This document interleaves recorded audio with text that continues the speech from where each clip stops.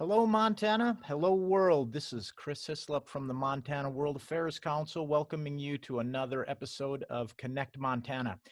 It is a great week this week because we have fellow Missoulians coming into the show to give a little bit of their perspective on the international aspects of our city and our community. Yesterday, we had Mayor John Engen. If you missed it, you can catch that on our YouTube channel. Over the next 3 days, we have a series of very special guests.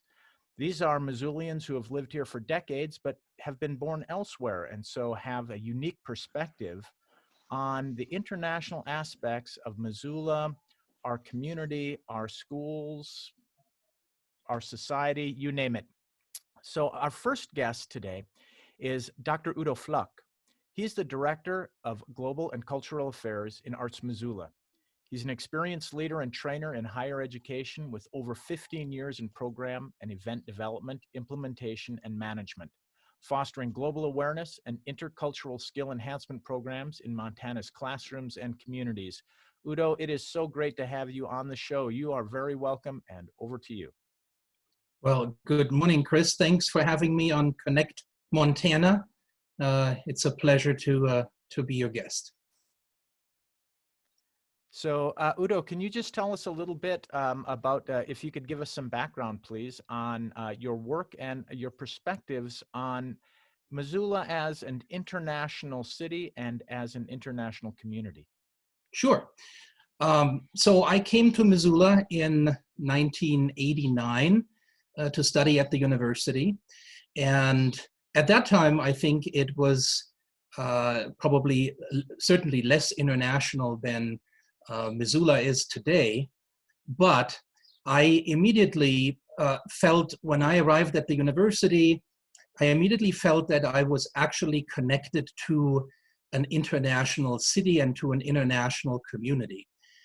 And I think it had to do with the fact that, of course, the university has a good student population that is not from within the United States, but that comes from all over the world.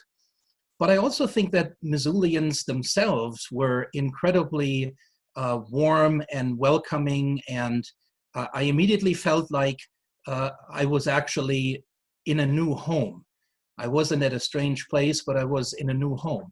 And I really appreciated that, and I think it has to do with Missoula and its fabric, its community, the fact that I remember an organization that has been very active in helping with the integration of international students and faculty at the university, the Missoula International Friendship Program that I was a part of. And they, I think, contributed largely to welcoming me to that international city.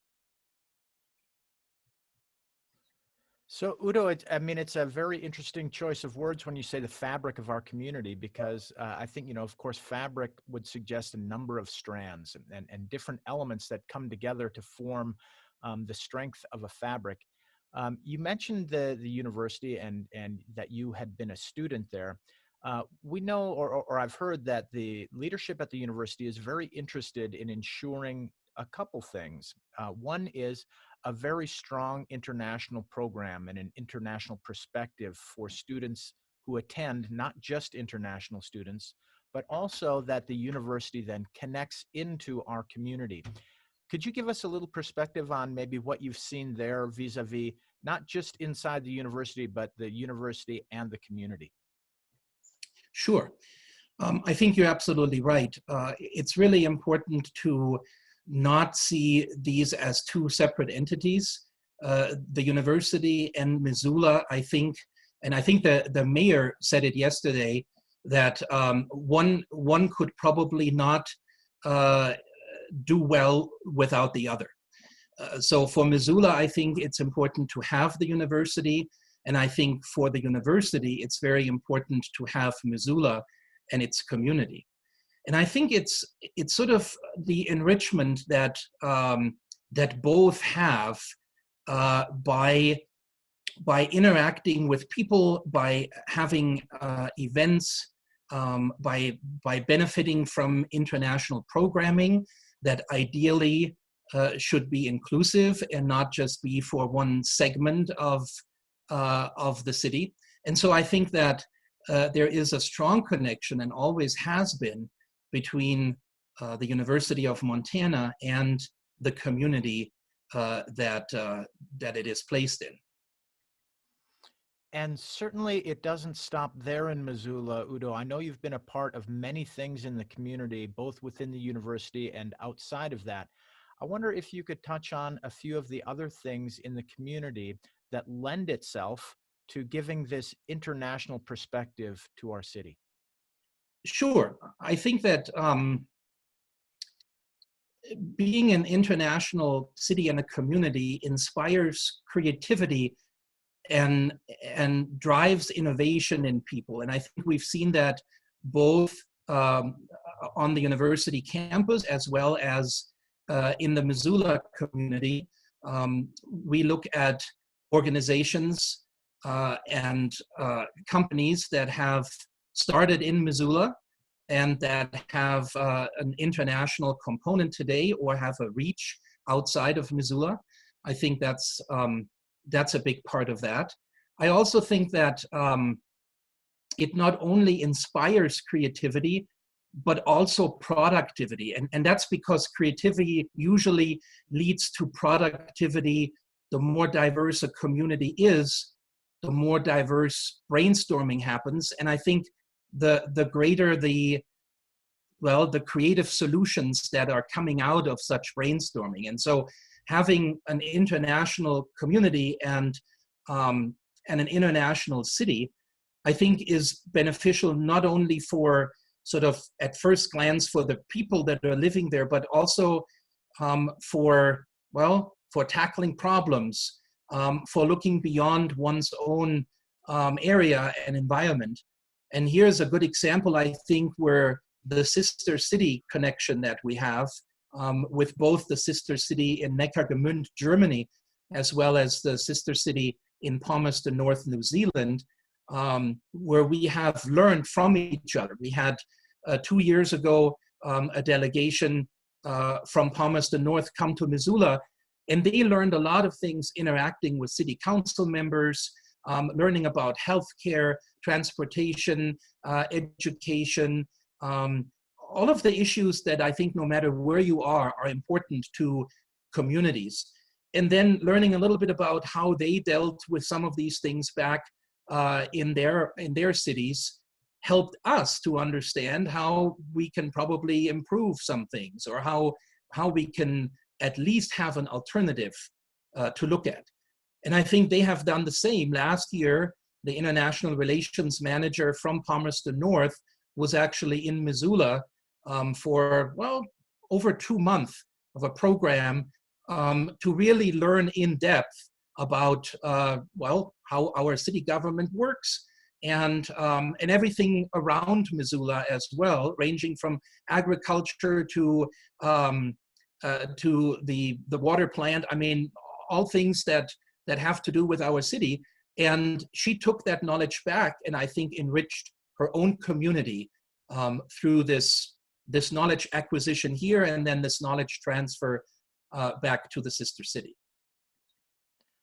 So that's a great segue, Udo, because we have a question from one of our participants just asking you to talk a little bit about the basic elements of the Sister City initiative. You mentioned a few of them. Maybe you could just hit on some of the basic and broad goals, but I want to add to that.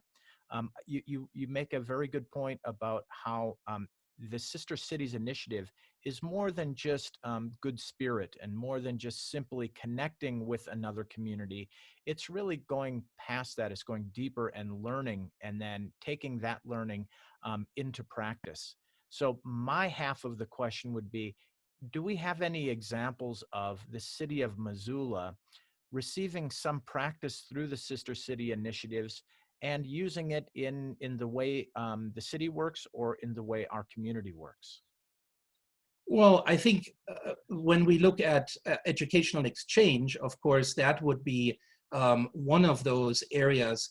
But I think even more broadly, it's important that these sister city connections are strategic and intentional and are not things that you could have connections to many places around the world. As a matter of fact, you could, travel somewhere and come back and say, oh, this was a great experience, and I can enrich my own community.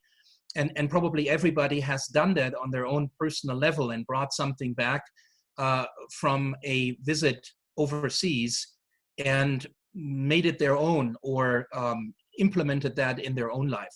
But I think it's looking at strategically building on that connection. And both connections, the connection to Palmerston North as well as Neckargemünd, are several decades old. The Palmerston North one is the older one. The Neckargemünd one is about 25 years old.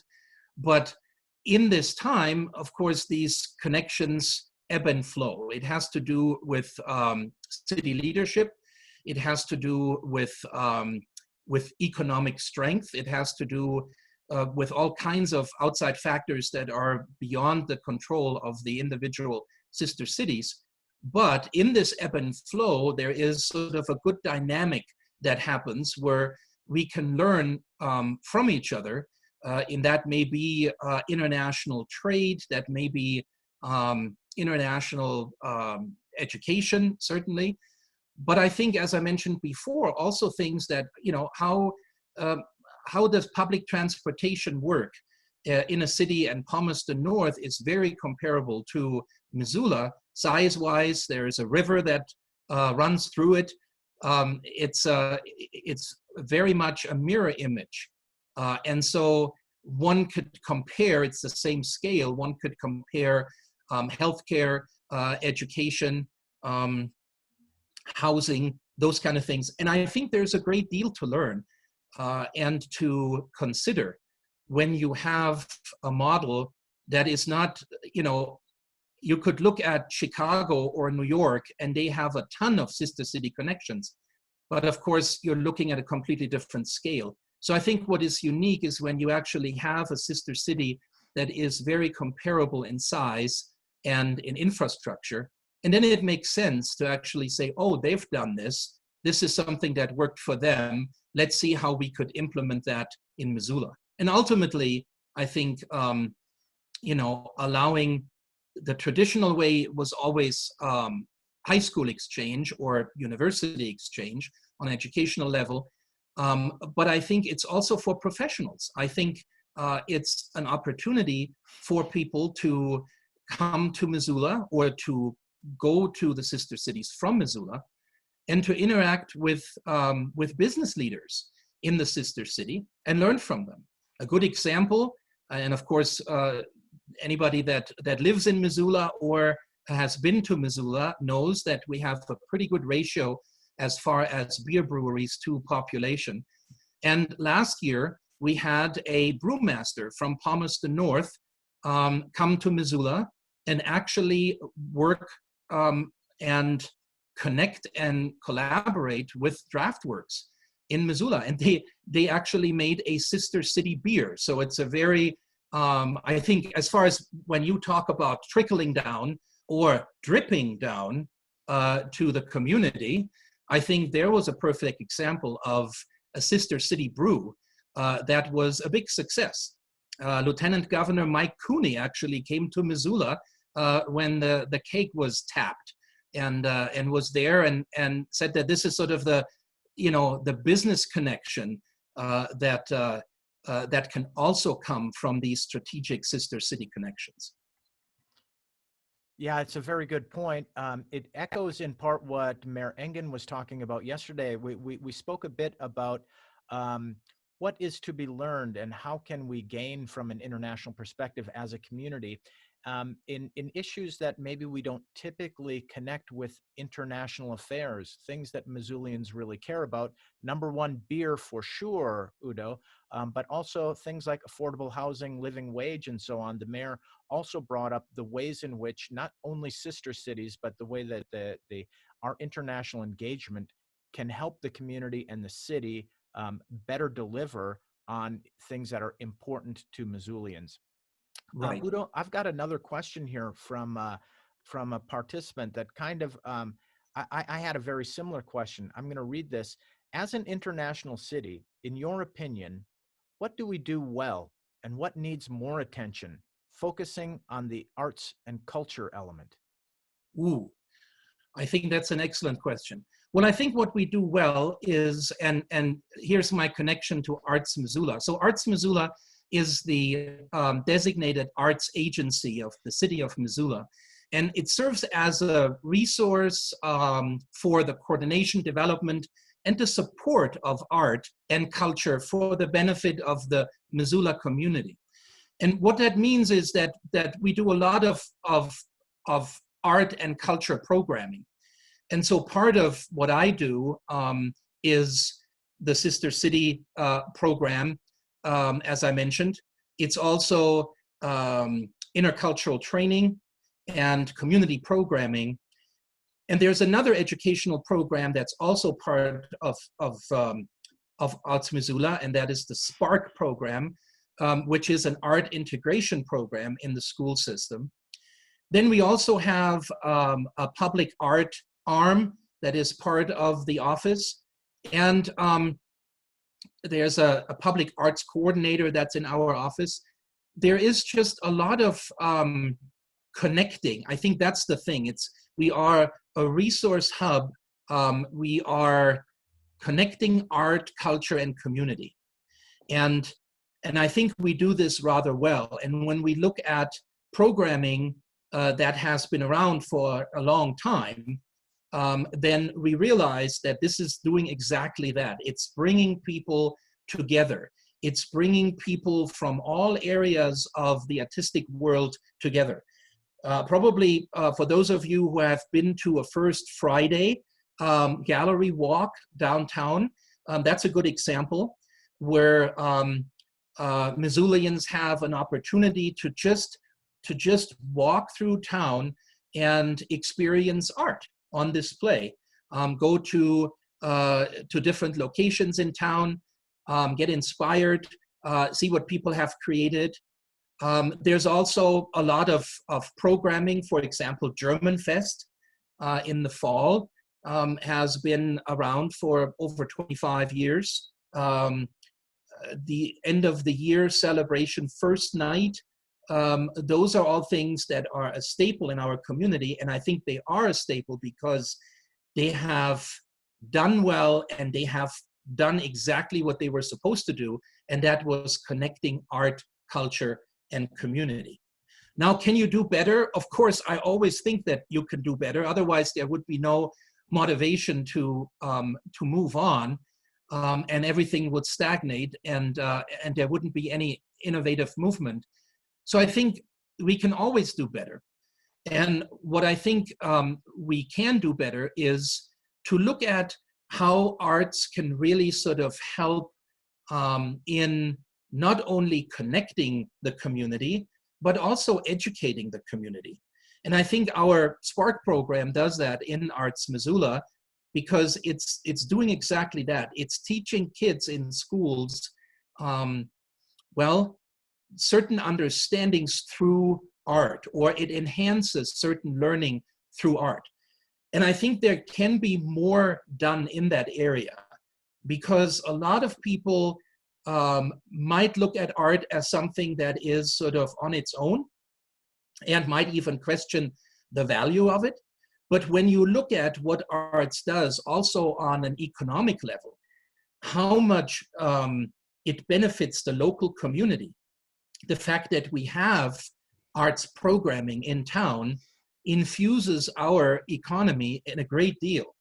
And so I think there is this connection, this value of arts, not only for art's sake, but also for an educational purpose and to, as an economic driver of sorts, if you will. Udo, not surprisingly, we're getting a lot of questions from our participants. It's a very interesting and rich discussion so far. I think your previous answer did touch on somebody's question about, how are you working with the younger members of our community? Let me go to another question. How has your international background shaped you as an educator? And maybe you can bring that back into the Missoula community aspect as well. Sure. I think the fact that that I, because I wasn't born and raised here, have a certain perspective that allows me to put myself in another person's shoes, because I had to do this myself. I, in 1989, came to Missoula and started my education here, and you had to adapt. You had to sort of function in a new setting, and I think that that's a challenge oftentimes. And again, what I found so helpful was the Missoula community and the people that helped me in this adaptation process. And I never forgot that, because, and I think you always sort of probably wait for an opportunity to give something back in your life or to pass something on. And so when I go into a classroom today, and I do about 200 seminars in K through 12 in Missoula on an annual basis, and that includes elementary, middle, and high school. When I go into those schools and talk about cultural and global competence and how to develop it, I put myself in that student that is sitting there that probably has never traveled anywhere, that probably doesn't have an international connection, probably doesn't know many things that are from other cultures and that we have just embedded in our own culture. And people might think that they've always been here, but when you look at it, they actually came from somewhere else. And so I always try to put myself back into this position when I first came here, and how much there was to discover. And when you do that early, I believe, and this is what this educational outreach program that I'm running is all about, is when children are sort of introduced to the outside world, I do it through geography, basically, with a world map and hats from around the world. And I tell kids about differences around the world. That may be language differences, climate differences, whatever. Then you become sort of aware of these things. And when you become aware of these things, you begin to understand. And when you understand, you begin to sort of really get it and to go, oh, now I see why they're doing that. They're not just weird or strange. They're actually just like me, but it's their cultural way. And that's sort of an important point to reach. And when you do that and you create a level in elementary school, in middle, and in high school, so a student goes through this 3 times, chances are pretty good when that student is graduating from high school, they are fairly sort of open-minded and culturally and globally competent. And so, but it's all, I think my own background gave me, or my own experience coming from somewhere else, gave me this sensitivity that, that not everything is the way you grew up in or the way you grew up with. And so developing this flexibility, I think, is a very important skill in life, no matter where you are. Udo, I mean, I think most of us would agree. I certainly would. Let me ask you, though, just from your last point, in a time where many schools, and I can say our education system is prioritizing in part STEM, science, technology, engineering, and math. You mentioned the importance of, graduating with global competence and an open mind. In short, Udo, why does that matter? It's kind of like the so what question to those skills in our modern time. The answer is easy, Chris. You can be the greatest scientist. You can be the greatest mathematician. You can be the greatest STEM person you ever wanted to be. If you have no cultural and global competence, I wonder of what benefit it is that you have all the STEM knowledge. And this seems sort of like, an answer that's too easy to be true. But when you really think about it, that's what it comes down to.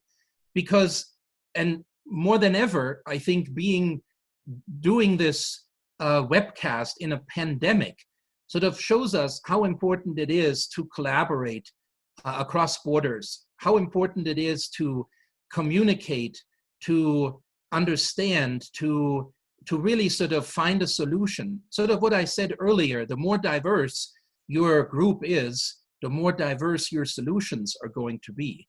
So if you can effectively and efficiently communicate and collaborate with people around the world, other STEM leaders, other scientists, other mathematicians, other healthcare practitioners, no matter who it is, you're going to be better off, because you can share your knowledge, you can share and pass on your message, and you can understand what the other one actually says, which, you know, I think there's a big problem.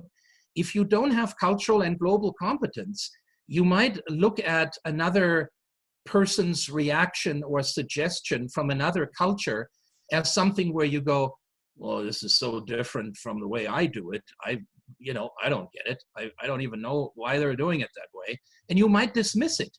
Where if you understand the cultural background, the motivation, and where this comes from, you might have a new appreciation, and you might actually say, well, I don't really understand it, but I find it interesting and I want to know more about it. And probably there is something that I can incorporate into my own strategy to solve this problem. And so I think if there was, I'm sure there was always an argument pre-pandemic for effective and efficient cross-cultural and international communication and collaboration, and the value and the benefits of it. But I think our situation right now shows us how important it really is to understand what's going on in the world, and to almost look at this in some kind of a delayed mirror effect, where you look at something that is halfway around the world, but where something has already happened, and you have a little bit of time to react to it, to say, this will come our way.